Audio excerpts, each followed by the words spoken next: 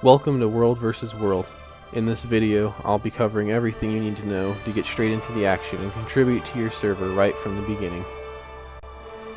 World vs. World is a player versus player match on a massive scale, with 3 entire servers clashing for control over 4 different maps, and each war lasting an entire week. The 3 servers battle for various camps, towers, keeps, and Stone Mist Castle.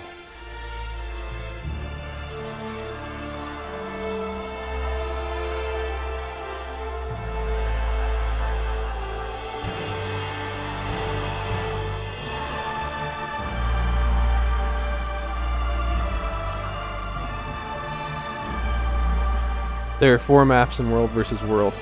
Also included is the Obsidian Sanctum jumping puzzle. 3 of the 4 maps are identical and serve as each server's homeland.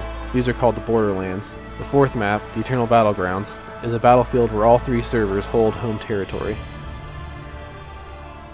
Each server's borderland has a citadel with a waypoint. This serves as the starting area for the home team. Enemies cannot enter the citadel, and you are immune to damage while inside. Within the Citadel, you'll find all of the merchant services regularly available in PvE, along with crafting stations and merchants who sell World vs. World specific weapons, armor, and skins for use in World vs. World and PvE. The final map is called the Eternal Battlegrounds. In the Eternal Battlegrounds, each team has home ground consisting of 2 camps, 4 towers, and a keep. At the center is Stone Mist Castle, and in the area between each territory there are mercenary camps. Sentries are single guards that hold key locations around the battlefield, marked on the map by a flag. The main purpose of a sentry is to die, and in doing so they can help you track enemy movements. If you witness one of your sentries disappearing off the map, or a hostile sentry where a friendly one used to be, you can assume that the enemy is in that area, and also that nearby locations you hold may be at risk. Mercenary camps are exclusive to the Eternal Battlegrounds. They are camps that consist of NPC mercenaries, dredge, ogres, and Hylic, that are neutral until a team gains their allegiance by killing their enemies and reviving their fallen. Once allied, the mercenary group will be friendly to that server and hostile to the other 2. In addition, a friendly mercenary group will send out soldiers to the 2 closest camps to either attack or defend them, depending on who currently holds them. Mercenaries are lost when the enemy defeats enough of them in their camp, lowering their morale. They will then respawn as neutral. Each point on the map, excluding ruins, has a type of leader NPC that, when killed, allows a team to capture the point by holding the capture ring uncontested for a period of time. Camp leaders are called supervisors, while towers, keeps, and Stone Mist Castle have lords.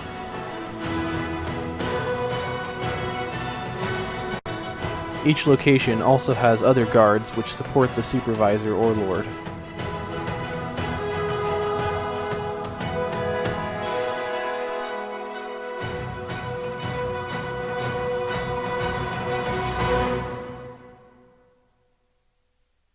Supply is used for just about everything in World vs. World. With it, you can upgrade and repair structures and build siege engines. The amount of supply you are currently holding is indicated at the top of your screen, right here. 10 is the maximum amount of supply you can hold without buffs.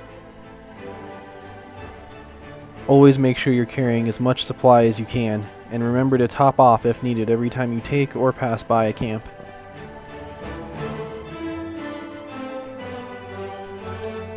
Camps are the foundation on which everything in World vs. World is built. They are open areas with guards in a supply depot, which spawn supply infinitely at a rate of 10 supply every 30 seconds. Camps also spawn 2 Doliacs, which carry supply to other structures controlled by your world. This is the only way to move supply into towers, keeps, and Stone Mist, and killing an enemy yak has a chance to yield 5 supply. This makes camps a crucial part of upgrading your towers and keeps, and building defensive and offensive siege weapons.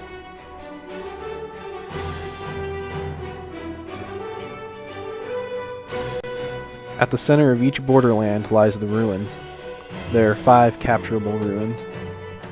If your server manages to hold 3 of the 5 for 2 minutes, then players on your server on any World vs. World map will be awarded with Borderlands Bloodlust, a buff to all stats. The Bloodlust can be captured in each borderland, and the buff will increase or decrease depending on how many a server holds. The Bloodlust is held until an enemy server captures the ruins and gains it for themselves. Towers are the simplest structures in World vs. World, consisting of a tower defended by a wall. Archers sit atop the walls, and a few guards defend the gate. Inside, there is a supply depot, and at the top, the Tower Lord and various guards.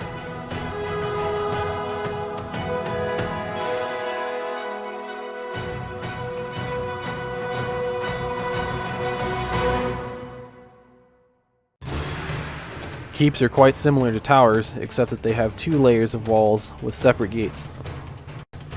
Keeps are significantly harder to capture than towers, and are very high priority structures to hold, as they can provide you with a number of advantages.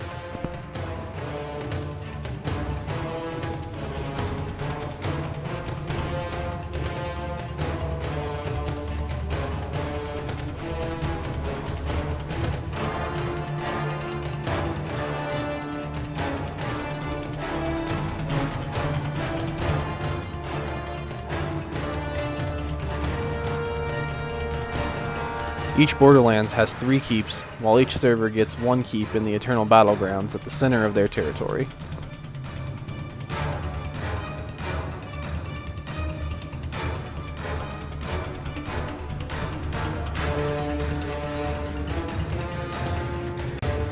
At the heart of the Eternal Battlegrounds lies Stonemis Castle. This castle boasts 2 layers of defensive walls along with 3 floors and a legendary castle lord at the center. Generally, the server that holds Stonemis Castle gains a large advantage as it is very defensible and provides your troops with quicker access to any part of the map. It also holds some offensive capabilities. At the very top of the castle, there are ramps down to small platforms.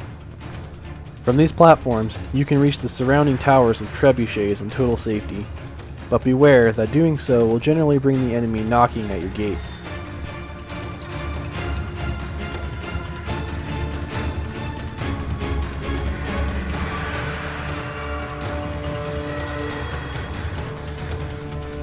By now, you're probably wondering what that little timer and the other number is at the top of the screen. The number on the left is your server's point potential, which is the total amount of points that you have from all locations you hold in all maps. Camps are worth 5 points, towers are worth 10 points, keeps are worth 25 points, and Stonemis Castle is worth 35 points. The timer indicates how much time is left until your points get added into your total score. Points are added every 15 minutes. The timer has no other effect other than letting you know when the points will be added. You can also gain score by finishing enemy players with a finisher while your server has Borderlands Bloodlust.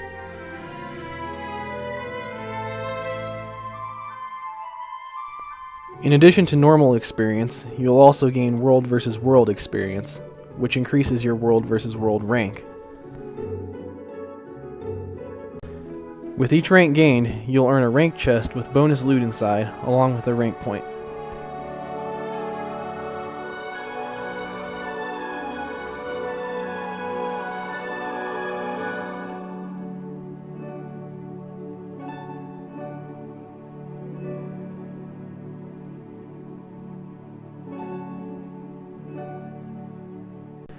Rank points can be spent on various buffs for your character, such as increased proficiency with certain siege engines or dealing more damage to NPC guards.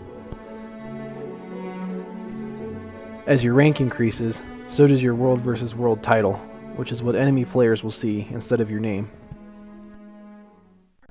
Siege weaponry is one of the most vital parts of World vs. World, allowing players to effectively attack and defend structures and capture points. By using blueprints, which are obtained as drops or bought from siege merchants and the trade post, you can throw down build sites for siege engines that players can then build using supply. Arrow carts provide heavy AoE support and do not use line of sight, which means they can be fired from behind walls and other things that would normally obstruct a player, making them a huge advantage when defending towers and keeps. Ballistae deal heavy single target damage to enemy players and siege, but require line of sight. Flame rams are used to break down gates. Catapults are mainly used to destroy enemy walls, but can also act as a good defensive siege weapon if placed well. Trebuchets provide extremely long-range offensive capabilities against structures, sometimes even being able to reach a structure from within another. They also give great battlefield support with their ability to mass poison enemy groups.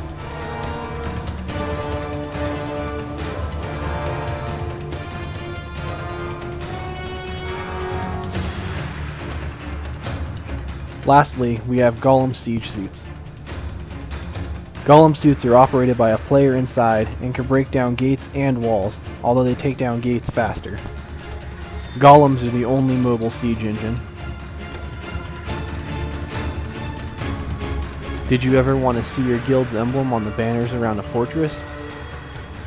Well, talk to any camp supervisor or tower keep lord and you can claim that area as your own. Once claimed, the banners will display your guild emblem, and no other guilds will be able to claim the location unless you remove your claim. Within the Art of War upgrades section in your guild upgrades, you can buy many beneficial upgrades that will apply to anyone who is on your server and within range of the point you have claimed. With this, you can increase the supply carry limit by 5, and also give everyone a small boost to their stats, which gives them an edge when defending the claim location. Standing next to each supply depot is a quartermaster. Talking to the quartermaster allows you to buy upgrades for that location. Upgrades are purchased with coin and the supply that is currently in the depot. Personnel upgrades require the full amount of necessary supply to be in the depot at the time of purchase, and is deducted immediately. Structural upgrades can be ordered regardless of reserve supply and are built by NPC workers, 10 supply at a time.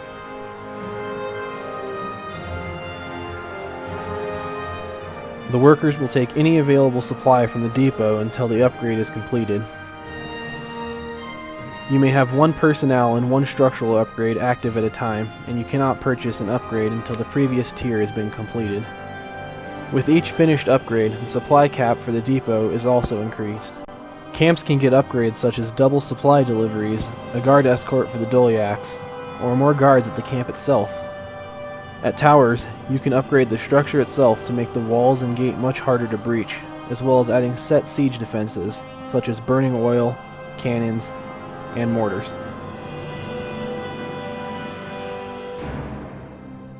Keeps get the same upgrades as towers, except they also have the option to add a waypoint and bank access.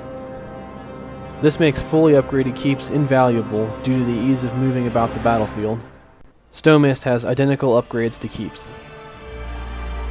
And that concludes your introduction. I hope you found the information in this video to be useful, and if you have any additional questions, please feel free to send me a message in-game. My name is Frog the Jam. I would also be more than happy to give anyone a live tour of World vs. World. My server is Ferguson's Crossing. Thanks for watching.